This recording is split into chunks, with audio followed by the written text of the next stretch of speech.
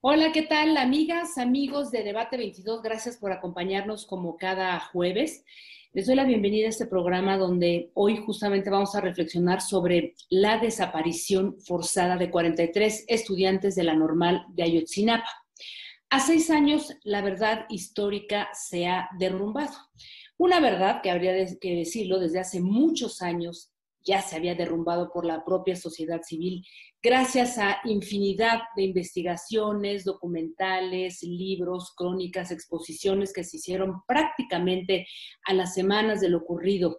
Así es que esto que hoy ya entendemos como un crimen de Estado, tiene mucho tiempo que nosotros como sociedad civil hemos venido comprendiéndolo. Y una de estas poderosísimas investigaciones que fue a contracorriente de esa verdad construida durante el gobierno de Enrique Peña Nieto fue elaborada por una agencia de investigación interdisciplinaria llamada Forensic Architecture, arquitectura forense con sede en Londres, quien a petición y en colaboración con el equipo argentino de antropología forense y el Centro de Derechos Humanos Miguel Agustín Pro Juárez, desarrolló todo un proyecto y una plataforma investigativa que por primera vez reconstruyó la totalidad de los acontecimientos que tuvieron lugar esa noche en Iguala, gracias a videos, modelos interactivos en 3D, documentos, un libro y una majestuosa exposición que aquí fue montada en el MUAC, en el Museo de Arte Contemporáneo de la UNAM.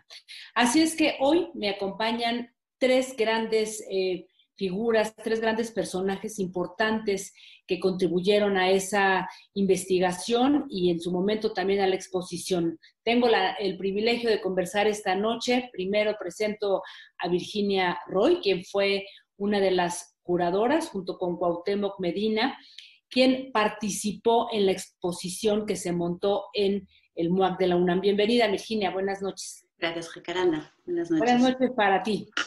Sí.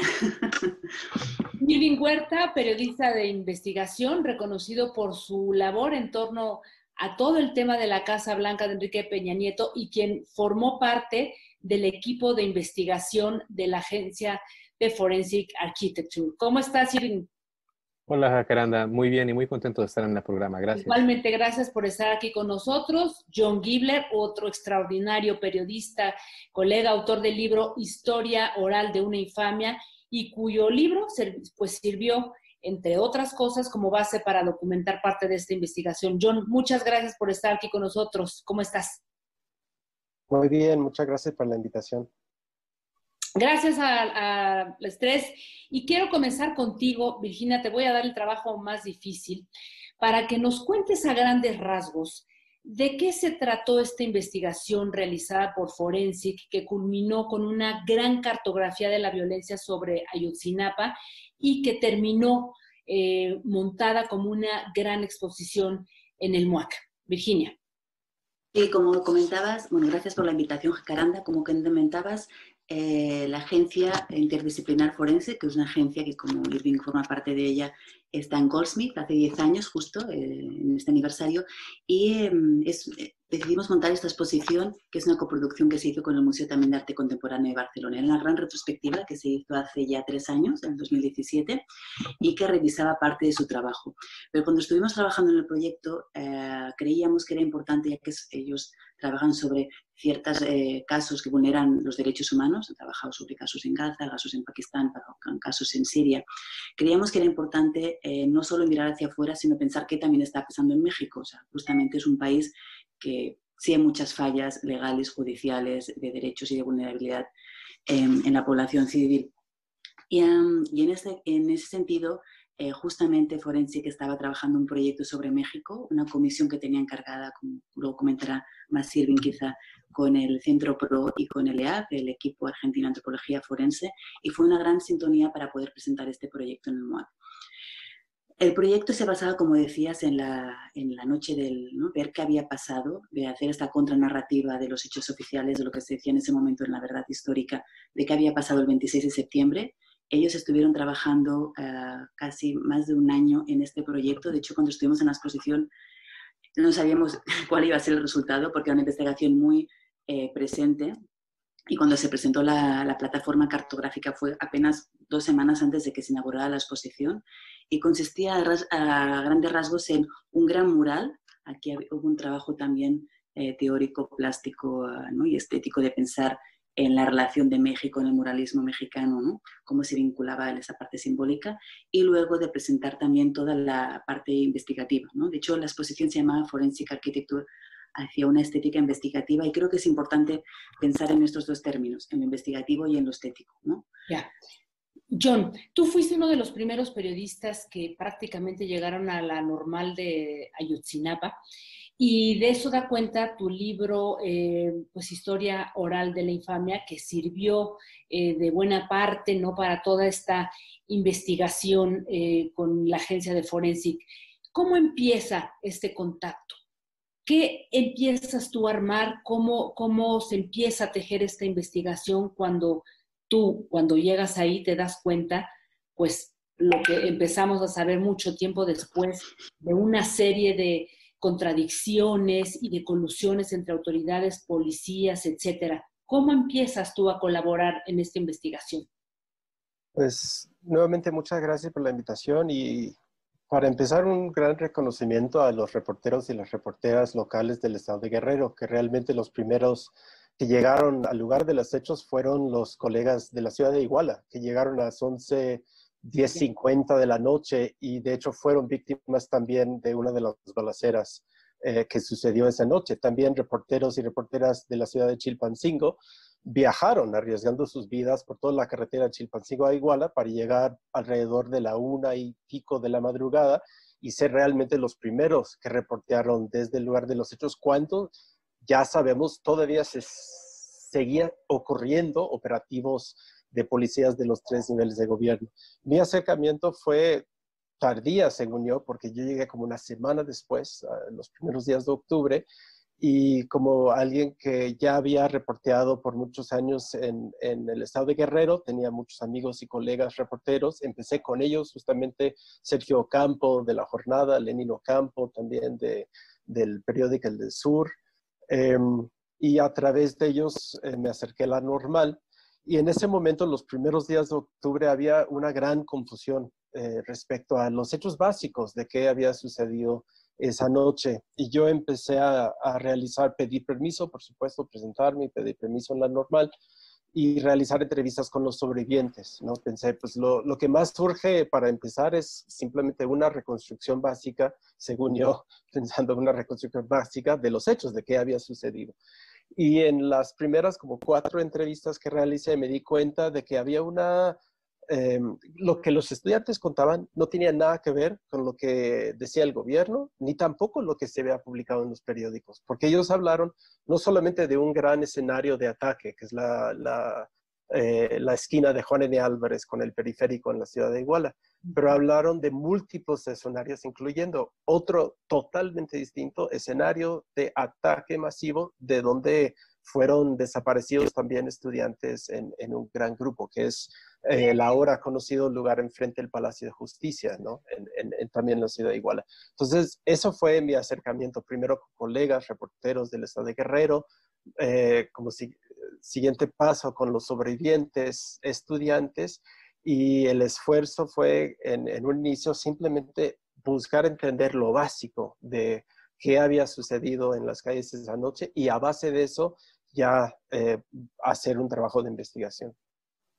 Irving, en tu caso, ¿cómo empieza a tejerse toda esta investigación? Porque tú venías, pues, justamente de todo, o sea, de todo un trabajo de investigación. ¿Cómo se empieza a tejer? ¿Cómo entras tú, digamos que para armar toda esta investigación con información del GIEI, de los forenses, de lo que dio también el Centro PROD? ¿Cómo se tejió todo esto? Sí, bueno, yo llegué a Londres en 2016 para hacer un doctorado. Pocos meses después, en febrero de 2017, bueno, pues porque el Centro de Periodismo de Investigación y Forensic Architecture están en la misma universidad en la que yo estoy haciendo doctorado en este momento, pues estábamos charlando de investigaciones y de proyectos periodísticos, etcétera. Y bueno, surgió la charla acerca de la investigación que ya estaba realizando Forensic Architecture desde finales desde 2016, de la cual yo todavía no tenía noticias sino hasta febrero de 2017.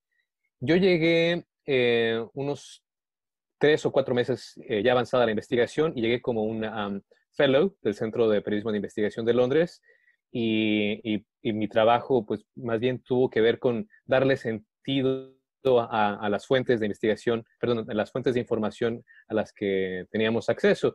Dentro de ellas, el espléndido trabajo de John Gibler, también el trabajo del GIEI y alguna otra información pública acerca del caso, ¿no? Principalmente la información que ya era del dominio público y que eran los informes que publicaba la propia PGR, en ese momento era la Fiscalía. Y pues ese fue mi acercamiento y trabajé con ellos durante 7 meses pues para hacer los productos que terminaron en la plataforma Ayotzinapa, ¿no? Pues que fueron los modelos en tercera dimensión, el mapa interactivo y posteriormente la exposición, que me parece que, bueno, es una manera interesante de pensar el desplazamiento o el despliegue de investigaciones periodísticas, como bien decía Virginia Roy, ¿no? A pensar la estética como investigación es interesante. Y bueno, así fue mi acercamiento como investigador y también como, digamos, alguien que estaba en la Universidad de Goldsmiths y que había reporteado ya anteriormente las instituciones mexicanas. Pues venías del reportaje principalmente en el Casa gobierno Blanca, federal. ¿no? Sí, yo era parte de la unidad, mis otros 3 colegas, Daniel Izárraga, Sebastián Barragán y Rafael Cabrera, y bueno, Carmen siendo la titular del programa. Y pues sí, exactamente, después de 2 años de haber publicado el reportaje, en realidad 1 año y medio, de publicar el reportaje y de haber sido sacados de la radio, Desde pues la en Casa represalia Blanca, por hay el que reportaje en decirlo, contra del ¿no? El presidente de la reportaje Casa de Blanca, así es. Pues bueno, me vine a hacer el doctorado como para pensar en mejores maneras de cómo hacer investigaciones y de eso versa mi tesis en este momento. Ah, qué interesante. Bueno, déjenme hacer una muy breve pausa y regresamos a seguir indagando pues en varias cosas, ¿no? La actualidad y sobre todo este punto que tú mencionas de la importancia de lo investigativo, del arte, ¿no? Como un territorio donde poder, digamos, que trazar ese tipo de investigaciones. Volvemos en un instante.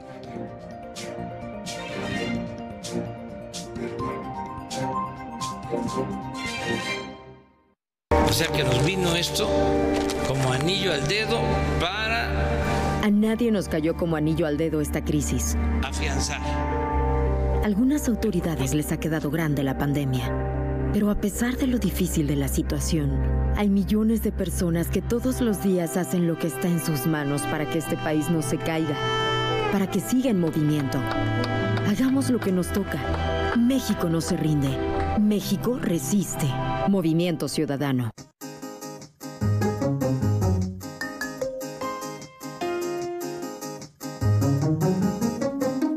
Gracias por continuar con nosotras. Estamos aquí en Debate 22 y estamos conversando sobre Ayotzinapa, una de las investigaciones más poderosas que se hicieron alrededor de la desaparición forzada de los 43 estudiantes justamente de Ayotzinapa.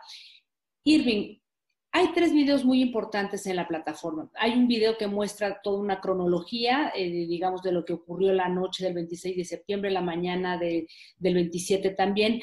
Hay otro video que compila videos destruidos frente al Palacio de Justicia con los que se documenta claramente el ataque de uno de los estudiantes. Y hay otro video con la fotografía que fue tomada de un militar, ¿no? Que de alguna manera sirvió para reconstruir varias escenas por ahí. Y justamente sobre este último punto, ¿no? Se habla, digamos, del ejército ya en esta investigación como uno de los grandes observadores. Cuando se traza toda la cartografía, justo lo que vemos es que en esta colusión de autoridades con policías, todo lo que pasó ahí, gracias a la reconstrucción de estos videos, sabemos que el ejército fue un gran observador. ¿Qué podemos decir al respecto, Irving? Y pues precisamente el video que habla acerca de la participación del ejército con más claridad es quizá este que mencionas del soldado que tomó la fotografía y a partir de la cual se reconstruye pues, el espacio en el cual ocurrió la desaparición frente al Palacio de Justicia. Y creo que la plataforma y la investigación en general habla de la participación del ejército, al menos como observadores. Sé que hay distintas visiones con respecto al nivel de participación del ejército como institución, digamos, solamente el grupo militar que estaba desplegado en Iguala, el 27 Batallón de Infantería, pero pienso que la plataforma, hasta donde nosotros pudimos investigar con base en los documentos y testimonios disponibles, pues de lo que podemos hablar es de la participación del ejército como observadores bastante activos y recopilando información de inteligencia. Digamos, hay algunos episodios en los que, por ejemplo, en el Hospital Cristina, algunos soldados están apuntándoles a los estudiantes. Ya se habla, por ejemplo, también de algún tipo de encuentro entre vehículos del ejército con estudiantes, pero me parece que no llegamos, digamos, a la desaparición, a la participación del ejército, digamos, con una orden explícita de desaparición de los estudiantes, hasta donde estamos en la plataforma, no.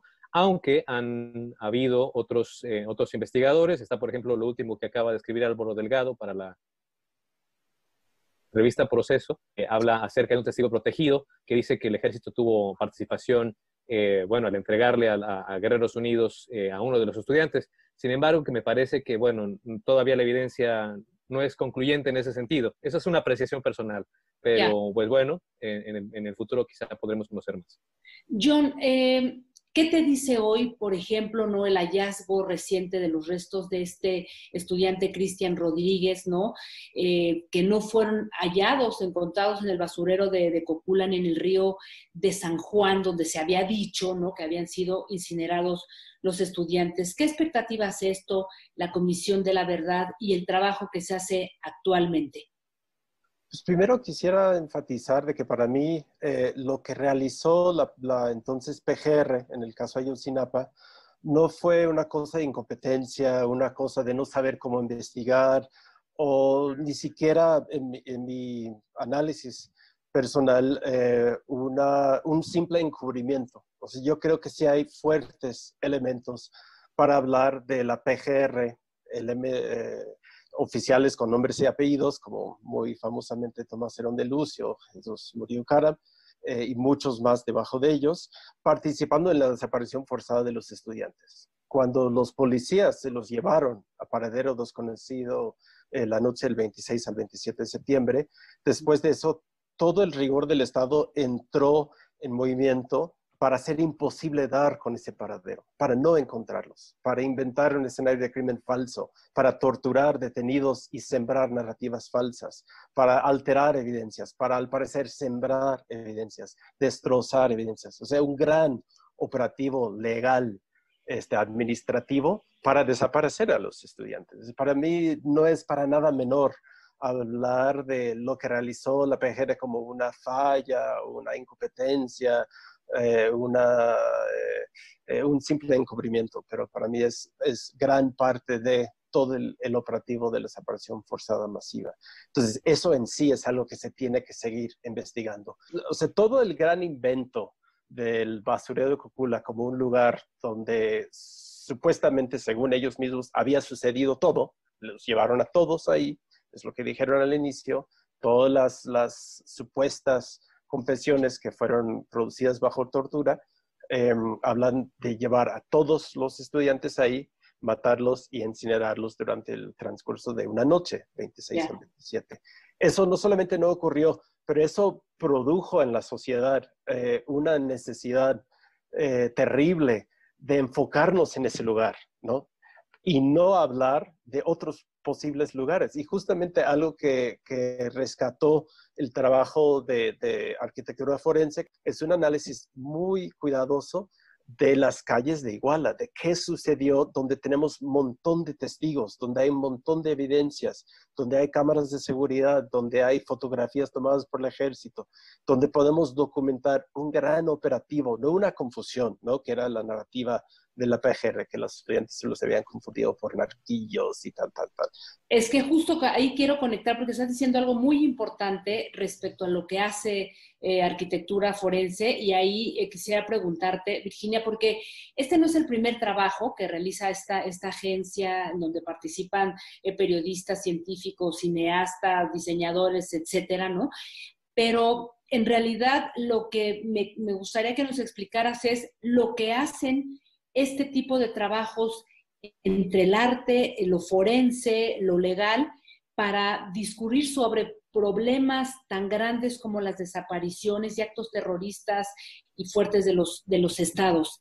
¿Cómo se construye arquitectura forense en ese sentido y cómo ha hecho con otros trabajos?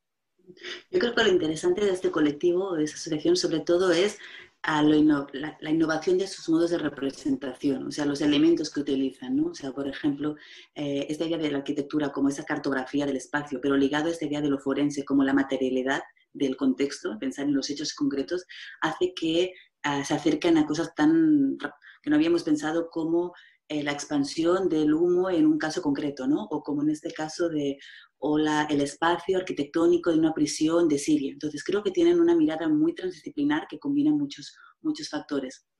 Y como decías, en el caso de Ayotzinapa, yo creo que lo importante también es que hicieron como un vaciado muy importante de todos los datos que estaban en el libro de John, todos los informes del GEI. Eran miles y miles y miles de datos para crear estos nuevos modos de representación, ¿no? Hicieron una película que ha sido seguida culturalmente y que ha sido como usada incluso en otras películas como El paso de la tortuga u otras muchas películas. O sea, se han creado como un precedente de cómo mostrar, cómo representar lo que pasó en Ayotzinapa. De hecho, a mí una cosa que me impactó mucho fue cuando vinieron los padres de Ayotzinapa a ver la película, a ver la exposición, y uno de los padres al entrar dijo, no, ahora lo tengo todo mucho más claro, ¿no? O sea, como en ese magma de líneas y de colores que era el mural, cómo se puede entender y cómo se puede representar el tipo de lucha que están haciendo. Yeah. Y creo que, de nuevo, para cerrar lo que decías, Jacaranda, de la idea de arte y de estético y de investigativo, ¿no? Creo que abonó mucho en la investigación periodista, en la investigación judicial, en presentar pruebas o mostrar, digamos, como las incongruencias que estaban pasando a nivel periodístico, pero también en nuevas producciones artísticas, ¿no? Como yeah. Cómo se puede mostrar o cómo se puede abonar desde lo investigativo, desde esos datos, como nuevas producciones artísticas que pueden ser relevantes para la sociedad, ¿no? Conecto contigo, Irving. ¿Qué podemos esperar después de todo lo que se ha hecho? ¿Qué viene, no? O sea, a estas alturas nos preguntamos, una cosa es saber dónde están, o sea, la verdad de a dónde fueron los estudiantes, qué ocurrió con ellos, y otra cosa tiene que ver qué va a pasar con las autoridades y con todos los actores involucrados en esto, si va a haber castigo o no. Pareciera que en México, o sea, hay una cantidad de autores intelectuales que pues ni siquiera tenemos idea de quiénes son. ¿Qué podríamos esperar y cómo lo ves tú? La verdad es que me pones en una posición muy complicada, porque saber qué esperar, digamos, con respecto a las investigaciones que está haciendo ahora la Fiscalía, con Hertz, el fiscal Hertz a la cabeza, pues es bastante complicado. Puedo decirte lo que pienso de manera personal que sería lo mejor, ¿no? Lo que sería deseable desde mi personal punto de vista como periodista que piensa en el interés público, y creo que es, pues, primero que los padres, que los familiares de las víctimas alcancen justicia, eso es lo principal, y en segundo lugar que los mexicanos en muchísimos sectores podamos entender el caso de Ayotzinapa como caso, pero también como una especie de metáfora de nuestro México, para saber qué qué tipo de país tenemos, cómo podemos alcanzar justicia y cómo podemos evitar que eso nos pase de nuevo, ¿no? Cómo podemos modificar el tipo de Estado que también tenemos todavía, que bueno, podría estar en transformación. ¿Hasta dónde va a llegar esa transformación? Pues bueno, no sabemos. Ojalá, espero, ¿no? que por lo menos alcancemos justicia y que podamos entender estos procesos de violencia contra las personas desde el Estado y que no vuelvan a ocurrir. Ya, John, finalmente y muy brevemente me voy contigo, cierro con tus reflexiones. ¿Qué podemos esperar en este gobierno que seguramente se está jugando una carta de legitimidad muy poderosa con todas las investigaciones que se están haciendo? Tú como periodista y como alguien que ha estado investigando, ¿qué esperarías en este momento?